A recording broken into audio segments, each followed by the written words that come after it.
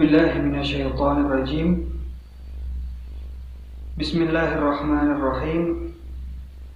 وبه نستعين على أمور الدنيا والدين. وصلى الله على محمد وآله الطيبين الطاهرين. كل نفس ذائقة الموت. صدق الله العلي العظيم. Alhamdulillah, kita dapat bertemu kembali walaupun tidak dengan bertatap muka. Alhamdulillah kita bisa melanjutkan kembali pelajaran-pelajaran dari Ma'had. Insyaallah kita semua bisa mengikuti semua pelajaran-pelajaran yang diberikan dan diberikan taufik serta hidayah minallah untuk selalu dapat mengambil manfaat dari pelajaran-pelajaran yang diberikan. Ayyuhat talabah, kelas 1 Tamhidi, kita kembali dalam pelajaran sirah atau sejarah. Untuk merefresh, untuk mengingat-ingat kembali apa-apa yang telah kita dapatkan, kita masih belajar tentang sejarah Rasulullah Shallallahu Alaihi Wasallam. Yang mana dalam pelajaran sirah ini targetnya adalah kita mempelajari sejarah 14 manusia suci. Tapi kita masih dalam Rasulullah. Insya Allah kita akan mencoba untuk belajar lebih cepat lagi agar bisa sampai target, sampai Imam Mahdi ajalallahu ta'ala farajahu syarif. Ayuhat talabah al-aizza, untuk merefresh kembali kita belajar apa aja yang telah kita pelajari di pelajaran-pelajaran sebelumnya. Kita telah belajar tentang kelahiran Nabi, wiladatun Nabi, yang mana kita katakan wiladatun Nabi tanggal 17 Rabiul Awal, Yaumul Itsnain, hari Senin. Lalu kemudian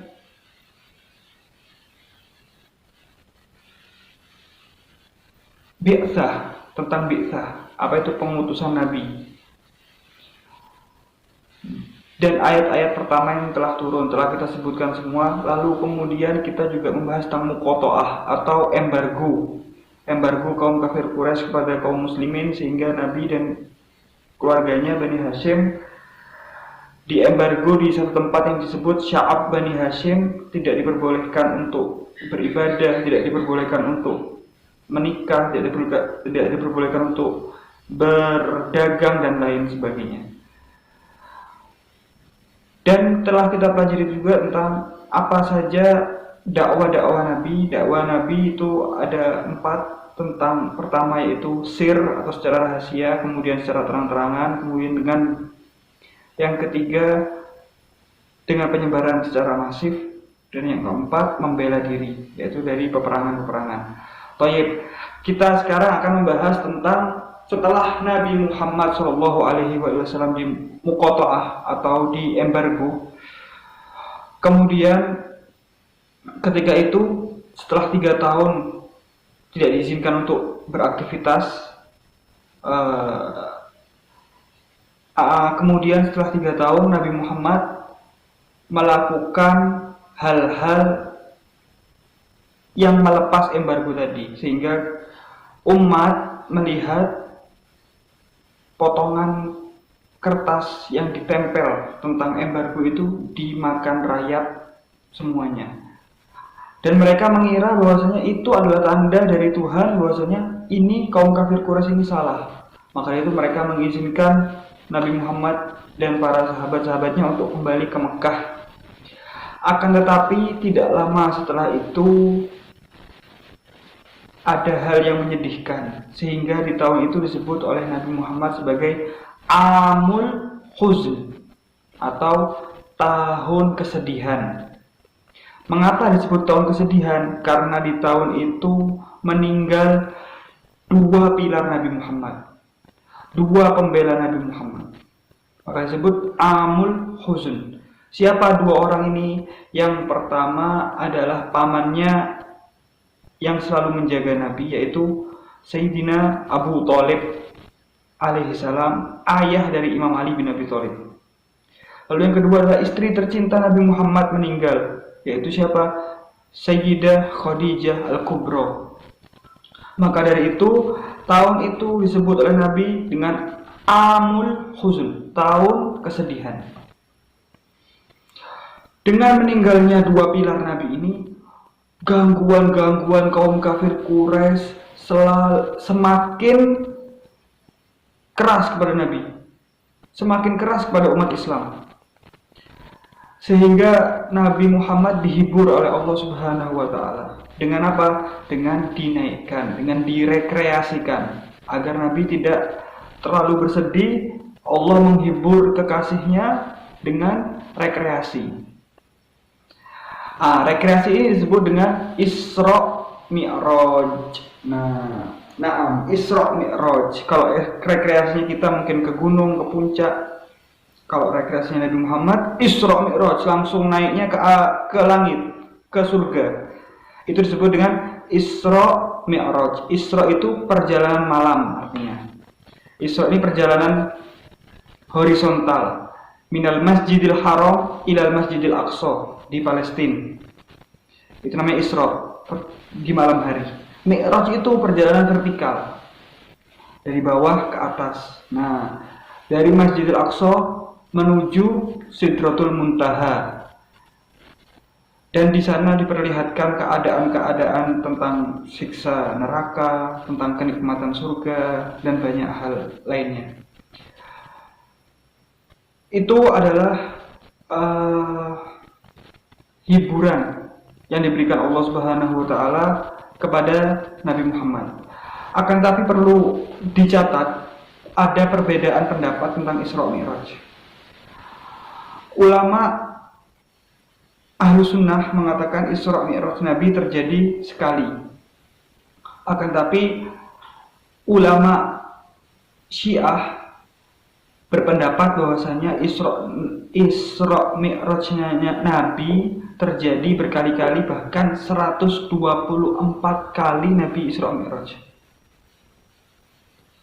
Artinya Nabi Muhammad itu tidak Isra Mi'raj sekali, tapi berkali-kali. Di Isra Mi'raj pertama, Nabi Muhammad diberikan apel.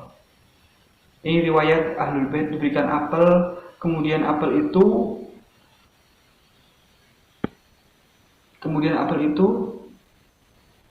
dimakan oleh Nabi, lalu kemudian lahirlah Sayyidah Fatimah Zahra alaihissalam. Itu riwayat yang pertama. Dan banyak hal riwayat-riwayat tentang Isra Mi'raj yang saling berbeda pendapat daripada para ulama. Yang pertama, perbedaan pendapatnya tentang Isra Mi'raj.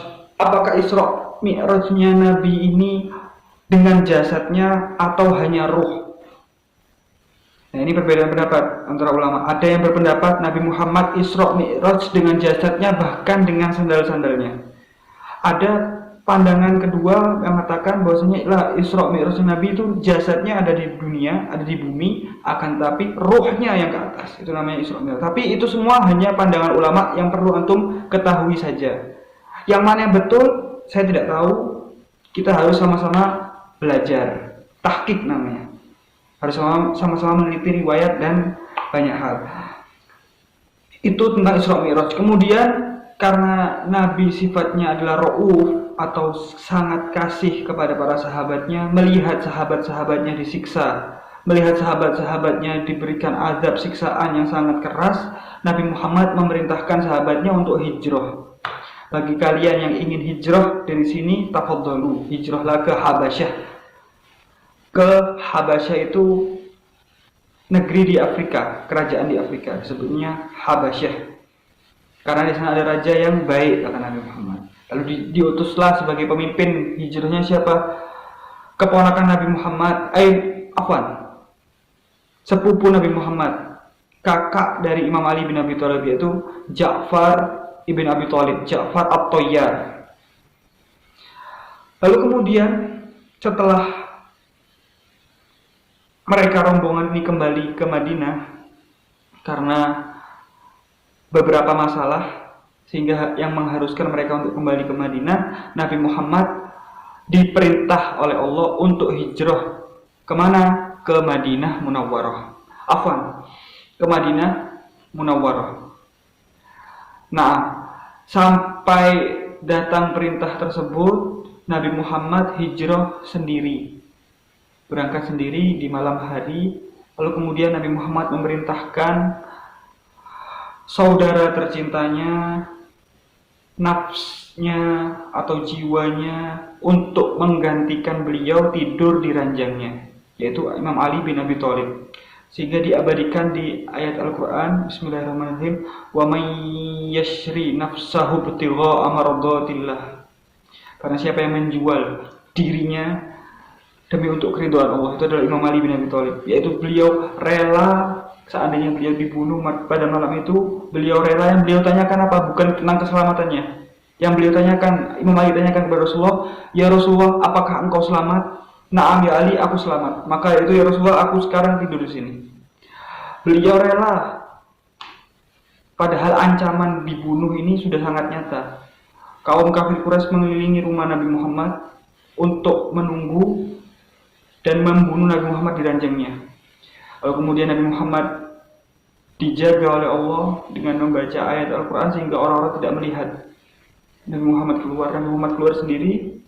Lalu kemudian ketika mereka ingin membuka selimut, mereka terkejut, ternyata ini bukan Muhammad, ini adalah Ali bin Abi Thalib. Lalu mereka kabur. Afwan, terputus tadi videonya. Jadi melanjutkan, setelah hijrah Nabi Muhammad dilindungi oleh Allah Subhanahu wa taala. Kemudian Nabi Muhammad sampailah di Madinah. Apa yang pertama kali dilakukan Rasulullah di Madinah? Rasulullah yang pertama kali dilakukan Rasulullah adalah membangun masjid sebagai pusat pemerintahan. Itu yang pertama. Kemudian setelah itu beberapa minggu setelahnya Imam Ali diperintahkan oleh Rasulullah untuk membawa keluarga-keluarga terdekatnya serta sahabat-sahabatnya untuk hijrah semuanya menuju Madinah karena sudah disambut. Lalu kemudian apa yang dilakukan Rasulullah ketika itu?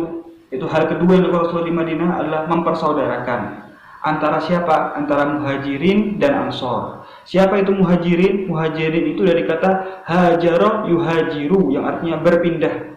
Muhajirin adalah orang-orang penduduk Makkah yang berpindah ke kota Madinah. Itu sebutnya dengan muhajirin. Sedangkan ansor itu dari kata nasoro. Nasoro yang suruh yaitu menolong, penolong. Artinya orang-orang penduduk asli Madinah yang menyambut muhajirin. Itu disebut dengan ansor. Nah, Rasulullah mempersaudarakan antara muhajirin dengan ansor. Orang yang Mekah dan Madinah dipersaudarakan agar semakin erat hubungannya. Yang jadi pertanyaan, Rasulullah mempersaudarakan dirinya dengan siapa? Jawabannya, Rasulullah mempersaudarakan dirinya adalah dengan Amirul Mukminin Ali ibn Abi Thalib. Pertanyaannya, mengapa Rasul tidak mempersaudarakan dirinya dengan Ansor? Karena Rasulullah ingin memberitahukan kepada khalayak, kepada umat, kepada para sahabatnya, bahwasanya kelak setelah sepeninggalku yang akan menggantikan aku adalah saudaraku. Siapa? Ali ibn Abi Thalib. Nah, untuk itu Rasulullah mempersaudarakan dirinya dengan Imam Ali bin Abi Thalib. Itu rahasia kenapa Rasulullah mempersaudarakan dirinya dengan Amirul Mukminin Ali bin Abi Thalib. Setelah hijrah, nantinya kedepannya kita akan membahas tentang peperangan pertama dalam Islam, yaitu peperangan namanya adalah Perang Badar. Itu adalah perang pertama dalam Islam, dalam hidup Rasulullah. Dan perang terakhir dalam hidup Rasulullah adalah Perang Tabuk. Itu adalah perang terakhirnya Nabi Muhammad SAW. Itu kelak akan kita bahas di pertemuan selanjutnya. Wabihada ikhwani, perlu beberapa catatan yang antum harus catat dan nanti antum kirim ke Al-Fakir. Yang pertama adalah tentang Amul Huzun, tahun kesedihan. Mengapa disebut Amul Huzun? Antum tulis Amul Huzun itu adalah ketika meninggalnya dua pilar Nabi Muhammad, yaitu Sayyiduna Abu Thalib dan Sayyidatuna Khadijatul Kubra. Yang kedua. Lalu kemudian Rasulullah dihibur oleh Allah dengan di Isra Mi'raj. Apa itu Isra Mi'raj? Isra itu adalah perjalanan horizontal dari Masjidil Haram menuju Masjidil Aqsa. Sedangkan Mi'raj itu perjalanan vertikal dari Masjidil Aqsa menuju Sidratul Muntaha. Itu perlu antum catat. Dua. Yang ketiga, Rasulullah itu memerintahkan para sahabatnya untuk hijrah ke Habasyah. Siapa yang menjadi pemimpin dalam hijrah ke Habasyah ini, ke negeri Afrika ini? Yaitu sepupu beliau sendiri, kakak dari Imam Ali, Ja'far At-Tayyar ibn Abi Thalib alaihissalam. Itu yang ketiga, yang perlu catat. Pemimpinnya adalah Ja'far At-Tayyar.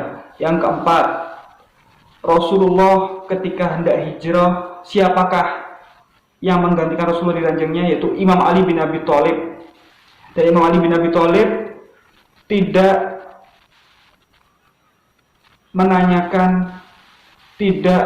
menanyakan keselamatan dirinya, tapi yang beliau utamakan adalah keselamatan Nabi Muhammad. Itu yang perlu kita contoh. Yang perlu kita utamakan semuanya adalah Nabi Muhammad. Seperti halnya Imam Ali bin Abi Thalib. Yang keempat itu yang perlu kita catat. Yang kelima, Nabi hijrah, apa yang pertama kali dilakukan? Membangun masjid sebagai pusat pemerintahan. Yang keenam yang perlu kita catat, hal kedua yang dilakukan Nabi Muhammad adalah mempersaudarakan antara Muhajirin dan Ansor. Muhajirin adalah orang Mekah yang pindah ke Madinah. Ansor adalah penduduk asli Madinah yang menyambut orang Mekah. Itu yang keenam yang perlu aku catat. Yang ketujuh, siapakah yang dipersaudarakan dengan Rasulullah? Rasulullah mempersaudarakan dirinya dengan siapa? Dengan Imam Ali bin Abi Thalib. Untuk apa? Untuk memberitahukan kepada khalayak bahwasanya kelak pengganti setelahku adalah Ali bin Abi Thalib. Itu yang ke-7, ikhwani. Nah, sampai sini semoga Al-Fakir saya tunggu catatan-catatan antum. Yang 7 tadi antum kirim ke saya, ke Al-Fakir. Nanti akan saya berikan penilaian tentang ringkasan pelajaran hari ini. Kemudian kedepannya kita akan membahas peperangan Nabi Muhammad. Na'am, wa bihadza tammal kalam wa rafi'al maqam wa sallallahu ala Muhammadin wa alihi thayyibin at-tahirin.